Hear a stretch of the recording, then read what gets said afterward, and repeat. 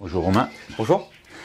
Bon, aujourd'hui on est le jeudi 29 mai 2025. Tu m'amènes ce petit genévrier que tu as acheté récemment. Donc vas-y, je t'écoute. Ouais, c'est un genévrier que j'ai acheté début mai. Et donc ce qui t'inquiète, c'est le fait que les bouts deviennent marrons. Ouais, c'est ça. Ça fait 2 semaines que j'ai noté que au niveau, donc déjà il pousse pas très très fort, et en plus de ça, au niveau de certaines pointes, ça commence à devenir marron, à sécher. Et puis j'avais aussi certains bourgeons qui se sont desséchés, donc je commençais à me poser des questions au niveau de l'arrosage. Est-ce que j'arrosais trop? Est-ce que j'arrosais pas assez? C'est un arbre qui est en plein soleil de midi jusqu'à la tombée de la nuit, jusqu'à temps que le soleil disparaisse sous l'horizon. Comme c'est un arbre qui est dans son pot d'origine, avec sa terre d'origine, au niveau de la maîtrise de l'arrosage, je sais pas trop où je vais, etc. Pour l'instant, il est arrosé 1 fois par jour.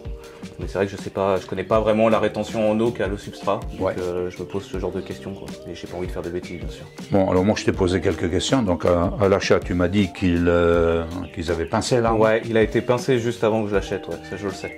Voilà, donc il est dans un substrat d'origine. Et là, quand on touche, c'est humide. Hein. Oui. Ouais, c'est un arbre que j'ai arrosé hier soir. Il a arrosé assez copieusement parce qu'il a fait chaud quand même hier. Oui, il a fait chaud. J'arrose qu'une fois par jour en ce moment. Oui, c'est largement suffisant, même pour. De toute manière, si jamais tu as un doute concernant l'arrosage, tu peux mettre, admettons, un cure-dent en bois ou une baguette pour manger japonaise. Tu coupes un bout, tu l'enfonces, et quand tu retires, tu vois s'il est humide ou s'il est sèche. C'est ce que j'avais fait il y a 2-3 jours là. J'ai planté. J'ai planté plutôt une tige d'aluminium parce que j'avais pas de cure-dent. Puis la baguette en bois, vu la taille du substrat, je trouvais ça un peu gros. Et c'était sec. Ah, c'était sec. Ouais, c'était sec. Ouais. Il est attaché avec un gros fil de fer. Énorme, hein, le fil de fer, il est énorme. Hein, c'est un fil de 2,5. Ma première analyse comme ça à voir, il n'y a rien de catastrophique. Hein. Parce que quand tu m'as dit que les bouts étaient marrons, je pensais voir des bouts marrons sur 1 cm. Là, c'est sur 1 à 2 mm. On a toujours, mais bon, il y a toujours des pertes en fait. Tu auras toujours des rameaux qui vont dessécher, des jeunes pousses qui vont dessécher. Ça, c'est normal. Ce qui est intéressant, c'est que on voit, il pousse, il commence à pousser. Les genévriers commencent à pousser à cette époque-ci, au mois de mai. Lui, pourquoi il n'a pas poussé partout? Parce que il y a 15 jours, il était pincé. Oui. Donc ça l'a fortement diminué. Oui, ça l'a bloqué. Hein. Là, maintenant, il faut pas pincer. Hein. Toi, tu pinces rien. Tu vas laisser pousser. Okay. Voilà, on verra ça plus tard, parce que c'est un arbre. Il est faible quand même. Hein. Il est faiblard, ça se voit. Donc il va falloir que tu mettes de l'engrais. Je dirais que de l'engrais liquide, ça sera le mieux. Peu dosé. Hein. D'accord. Voilà, il vaut mieux toujours peu doser que trop. Ça, c'est la première chose à faire. On va contrôler la motte quand même. On va finir les explications. Parce que quand on a les rameaux qui sèchent sur, admettons, 2-3 cm, là, c'est un excès d'engrais. Un excès d'engrais chimique, tu vas avoir, c'est ce qu'on appelle les brûlures. Hein. Mais ça va se faire sur le général, ouais, surtout sur le général. Un excès d'eau, c'est pareil. Tu vas voir le genévrier, il va faire la gueule, mais sur la totalité. D'accord. Donc c'est pas ça. Ça aurait pu peut-être un manque d'eau, mais bon, c'est pas le manque d'eau. Hein, vu que tu l'arroses 1 fois par jour, même si sèche entre temps, 1 fois par jour, c'est bon, c'est suffisant. Hein. Comme tu as un substrat d'origine et que tu ne sais pas ce que c'est, il va falloir que tu gardes ça à l'œil. Ouais, il va falloir que je surveille. Voilà, c'est le gros problème. Hein. Donc, il est évident qu'en achetant début mai, il est trop tard pour empoter. Ouais. Voilà, donc faire un changement de substrat, c'est compliqué. On va aller le voir quand même, on va aller voir ce qu'il y a dedans. En principe, ça doit se tenir, hein, ça doit faire une motte compacte. Moi j'ai une question, c'est quel est son temps de réaction? C'est-à-dire que sur les pins, on parle de quand il y a eu un problème, on va le voir plusieurs mois après. Sur le genévrier, c'est non, pas plus, 15 jours, 3 semaines. 15 jours, 3 semaines, c'est ça à peu près le temps de... D'accord. Il est terne partout, mais là où il pousse, il est bien vert. Hein. Sa couleur, elle est bien ici, partout. Hein. Là où ça n'a pas été pincé. Parce que tu vois bien qu'ici, ça a été pincé. Et donc là également, il s'est tassé, voilà. Et là où il n'a pas été pincé, il pousse. Donc je pense que il a été pincé trop tôt, avant qu'il ne pousse. Peut-être pour le rendre présentable, on va dire. Ouais. Tout à fait, hein, c'est un argument de vente. Hein, voilà. On a une réaction qui est plus lente là où ça a été pincé que là où ça n'a pas été pincé. Ça, d'après moi, c'est le problème. Parce que là tu l'as pas, parce qu'il y a des pousses neuves. Et ici, tu l'as, mais je pense que ça a été pincé. Non, alors ici, ça a été pincé. Donc c'est le bout qui nécrose en fait. Oui, c'est le bout qui... Regarde, ici, tu vois, ça démarre. Tu vois, ça c'est sec quand même. Oui, mais ça c'est une des choses qui peuvent arriver, hein, parce que c'est quelque chose qui peut arriver qu'un jeune bourgeon dépérisse. Hein. C'est pareil, tu vois, ça a séché. Il peut y avoir un double problème. Hein. Après, oui, je sais qu'il a été pincé avant que je l'achète. Bon. Après, c'est vrai que tout ça, regarde, tu vois, tout ça, ça va être quand même assez sain, tu vois. Oui, mais ça c'est joli, ça. Hein. Ça, là, tu vois, ça vient de pousser et tout, ça en pousse même. Donc ça, c'est la partie qui a bien poussé, hein, donc on la voit bien verte. Hein. Là. Ici, donc il n'y a pas de pointe marron nulle part. Et ici, on voit donc la partie bien verte non pincée et la partie pincée qui fait des petites pointes marron. Tu sais pas si ça a été coupé au ciseau ou... Aucune idée, je l'ai pas vu faire. Là, c'est pincé, mais pour que ça fasse des bouts marrons, c'est souvent coupé au ciseau. Hein. Peut-être que ça a été fait trop vite, trop vite, trop mal. Ouais. On voit donc les petites pointes marron, en réalité, c'est là où c'était pincé. Cette partie-là est propre, hein. On voit pas du tout de... Ouais, ici, oui, c'est... Ouais, là, il n'a pas été pincé, il a commencé à pousser. Hein. Là, t'en as peut-être un peu, tu vois, ici, là, tu vois peut-être un peu, mais... Ouais, il y a vraiment des zones en fait qui ont peut-être jamais pas été travaillées en fait. J'avais vu regarder le focus qu'avait fait Fabrice sur le genévrier et il disait justement de ne pas pincer trop tôt, qu'il fallait vraiment attendre pour pincer. Après, quand il va vraiment se densifier, tu vas pouvoir commencer, tu sais, à pincer. Ouais. On se reverra d'ici là, il n'y a pas de souci. On va défaire, hein, parce que vu la taille du pot, je pense pas que tu aies besoin qu'il soit attaché. J'avais hésité à le transpoter, ce que j'ai fait avec un pain noir aussi que j'ai acheté en même temps, que j'ai transpoté dans un pot un peu plus grand, parce que j'avais des problèmes, on dirait, avec la terre qui sèche vraiment très très vite, etc. Peut-être qu'il va peut-être falloir le cercler, non? Il y a un rebord, non? Peut-être légèrement, ouais. Ah, les pots à rebord, c'est une catastrophe. Merde, je vais lui enlever le... Ici, le fil, ouais. C'est vrai qu'ils n'ont pas désigné sur la taille du fil, quand même. Non. Après, non, mais c'est pas du cuivre, c'est de l'alu. C'est de l'alu. Ouais. Après, c'est un arbre depuis son rempotage qui s'est retrouvé avec beaucoup de racines à l'air, quoi. Oui. Il était cultivé plus profond. Hein. Voilà, et la culture était jusqu'à là, il était rempoté plus tard. Mais il est rempoté depuis un moment, hein, il n'a pas été rempoté cet hiver. Hein, parce que quand tu vois la mauvaise herbe, c'est un signe aussi, hein, donc, qui te donne des indications sur l'époque du rempotage. Parce que les arbres qui ont été rempotés au mois de février, la mauvaise herbe, elle commence juste à pousser. Il y a un petit rebord, on le voit. Là, j'ai horreur de ces pots à rebord. En principe, moi, quand tu es un pain qui est installé dedans, bien souvent les racines, elles ont tourné au bord, là, elles viennent tourner au bord. Et donc, tu es obligé de casser le pot pour sortir l'arbre. C'est humide dessous, hein, je le sens. Hein. Ah ouais. Il y a peut-être que je me méfie quand même. Hein. Parce que ça a l'air quand même assez drainant, non? Je vais te dire ça une fois que je verrai.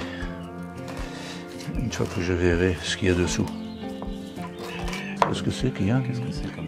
C'est de l'acadama. C'est de l'acadama? Oui. Déjà c'est pas mal. Ouais, déjà c'est pas de la terre de... C'est pas du terreau ou des trucs comme ça, c'est de l'acadama. Elle est bien, c'est bien détrempé. Alors, en principe, on a tendance à faire levier. Mais non, parce que... Ça a l'air collé là. Non, c'est le pot qui casse. C'est le pot qui casse quand tu fais levier. L'idée c'est pas de le rempoter. Donc voilà, ça serait un transpotage, hein, si on touche à rien, c'est toujours possible. Hein. Il commence à venir. Ça va venir, c'est une question de temps. De temps, voilà, et de travailler calmement. Donc tu vois qu'il est bien enraciné quand même, on le voit. Hein. Et tu vois aussi qu'il est bien humide. Hein. C'est quoi le besoin en eau sur un genévrier? C'est comme un pain, ça a un peu de dessèchement ou c'est... Non, il aime l'eau, hein, le genévrier, il aime l'eau, oui. D'accord. Ah, il y a du terreau dedans aussi. Au niveau racine, voilà. Ça sent très bien, hein. Ça sent la terre. Le racinaire, il est bien, il est très bien. Donc voilà, il n'y a pas de souci au niveau racinaire. Alors, moi je le sens, hein, pour quelle raison? Parce que... Sur la pourriture, je cherche la Ah pourriture, oui, dès que tu sens la pourriture, là, il y a catastrophe. Hein. Donc voilà, les grilles de drainage, elles sont je sais pas trop où, mais bon. Absorbées, ou alors peut-être qu'il y en a non, pas, mais hein. il n'y a pas de souci. Il pousse, tu vois, il fait ça c'est des nouvelles racines, donc il pousse, il n'y a pas de souci. Il se développe, quoi. Okay. Bon, tu as pu voir que le fait d'enlever le fil, il risque pas de s'envoler quand même. Ouais, là, il va pas bouger. Alors toi, je regroupe même pas les racines.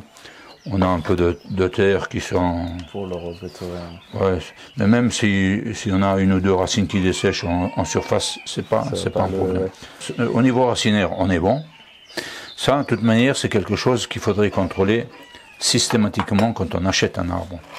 Bon, alors, il est vrai que celui-là, c'est compliqué parce que mais rien n'empêche de prendre l'arbre et de sentir par les trous, voilà, par les trous de drainage, si ça sent le pourrier, enfin la pourriture, c'est que il a un problème racinaire. Là, on est tranquille. Au niveau racinaire, il a rien. L'excès d'eau, je pense pas. Là, par contre, il est bien arrosé là. Oui. Donc, regarde, si ce soir il est autant humide, tu l'arroses pas, même s'il fait chaud. Okay. Parce que je le fais en manuel, donc c'est bien, je peux. Voilà, tu peux gérer vraiment. Tu le vois, hein. Mais tu le sens là, tu regardes les mains, hein, c'est plein d'eau, donc pas de souci. De toute manière, il n'a pas trop de végétation, donc il pompe pas trop. Oui. Quand il va commencer à pousser, ça marche, il va pomper davantage, tu vas le voir par toi-même. Moi, je te conseille de l'engrais liquide. Pour quelle raison? Liquide, alors organique ou chimique, je préférerais du chimique, parce que il va réagir plus rapidement. Pourquoi l'engrais liquide? Parce que c'est plus rapide, surtout si c'est un organique. Oui. Si tu mets de l'organique maintenant, tu auras un résultat dans 3 mois, dans 3 semaines. Oui. À condition que tu le fasses bien, c'est-à-dire que il faut le maintenir humide, il faut que les températures soient à peu près stables, que la température soit stable, que l'humidité soit stable.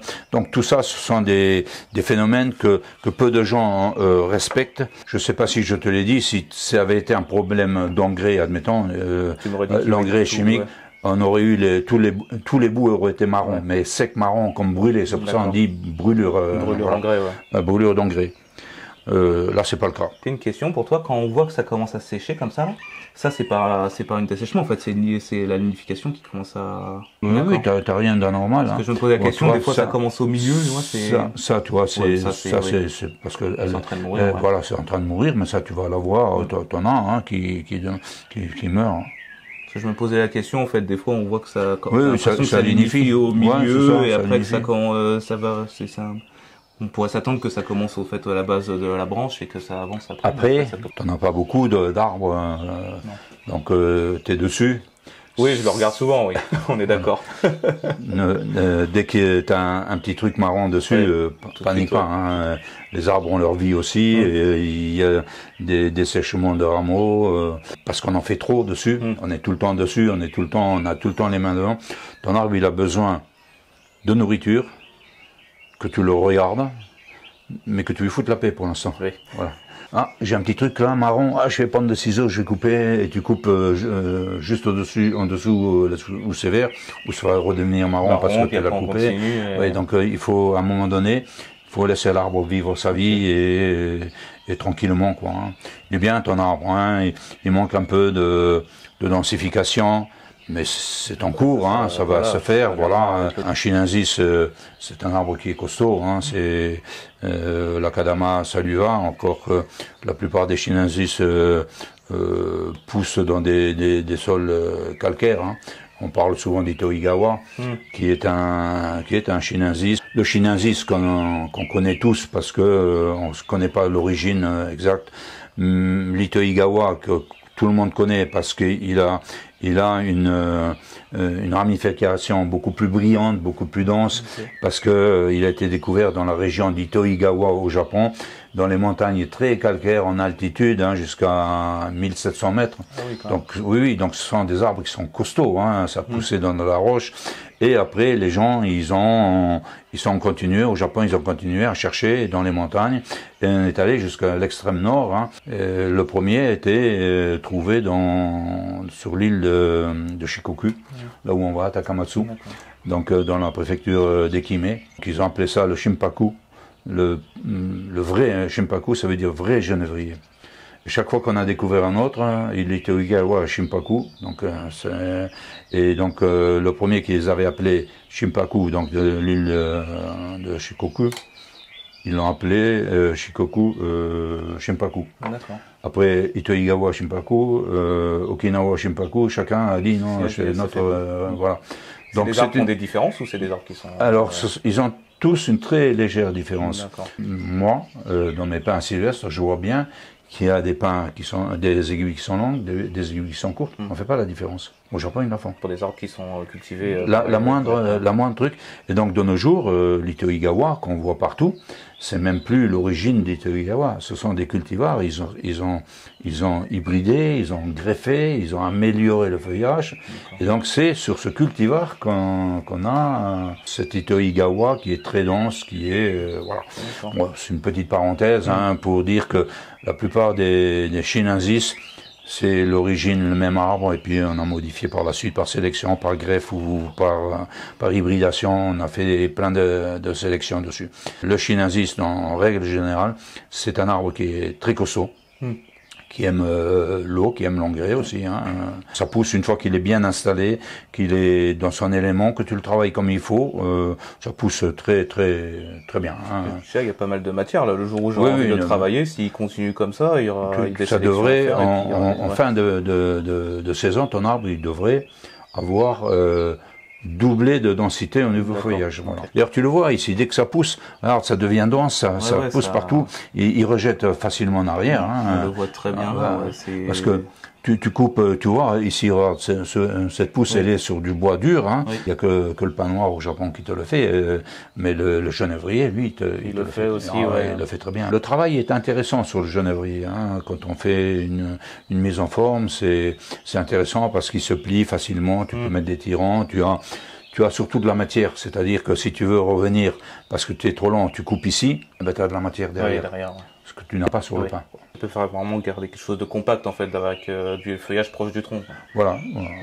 Oui, tu peux garder quelque chose de compact. Tu vois, il y a une grosse branche qui a été coupée, ici il devait avoir une double tête. C'est vrai qu'il fait plein de départs aussi. Alors, je dirais ça, il faudrait avec une pince concave creuser pour que le bourrelet de recouvrement puisse recouvrir la c'est vrai que là c'est pas propre, la coupe est pas propre. T'as le temps. Peut-être l'hiver prochain, quand on travaillera, etc.